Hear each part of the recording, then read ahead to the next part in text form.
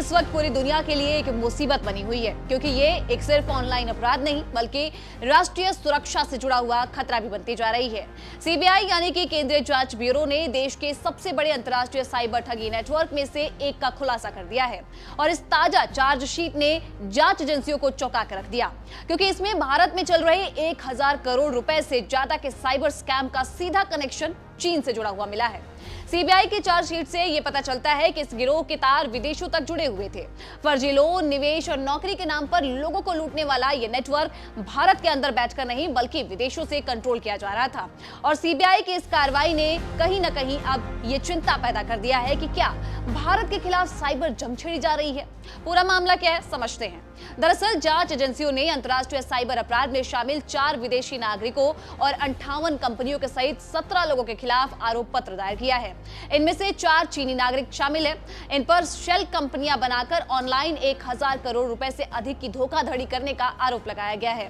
धोखाधड़ी वाले नेटवर्क का भांडाफोड़ दरअसल अक्टूबर में हुआ था और मामले में 3 मुख्य आरोपियों को गिरफ्तार भी किया गया था। जांच के अनुसार ये साइबर ठग फर्जी लोन, फर्जी निवेश योजनाओं का लालच देकर लोगों को अपनी जाल में फंसाते थे। चार्जशीट के अनुसार ये नेटवर्क पोंजी योजनाओं और मल्टी लेवल मार्केटिंग मॉडल के साथ साथ फर्जी ऐप और नौकरी के प्रस्तावों के माध्यम से भी लोगों को धोखा दे रहा था। जांच में पता चला कि आरोपी लोगों को फर्जी लोन ऑफर करके नकली निवेश योजनाओं और आकर्षक नौकरी प्रस्तावों का लालच देकर अपने जाल में इसी तरीके से कई साल से फंसा रहे थे। इसके बाद अलग अलग डिजिटल प्लेटफॉर्म के जरिए उनसे पैसे ऐंठे जाते थे। चार्जशीट से पता लगा है कि इन गतिविधियों को छिपाने के लिए अत्याधुनिक तकनीक और जटिल डिजिटल ढांचे का इस्तेमाल किया गया। सीबीआई ने यह मामला भारतीय साइबर अपराध समन्वय केंद्र से मिली सूचनाओं और लगातार आ रही शिकायतों के आधार पर ही दर्ज किया था।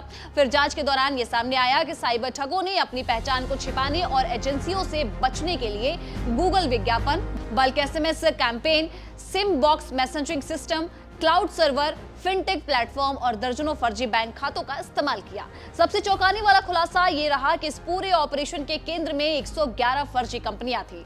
इन कंपनियों को फर्जी निर्देशकों, नकली दस्तावेजों और झूठे पतों के जरिए खड़ा किया गया था। जांच में यह भी सामने आया कि सैकड़ों बैंक खाते के जरिए 1000 करोड़ रुपए से ज्यादा की रकम ट्रांसफर की गई थी, जिसमें से एक ही खाते में कुछ ही समय में 152 करोड़ रुपए से अधिक की राशि आई।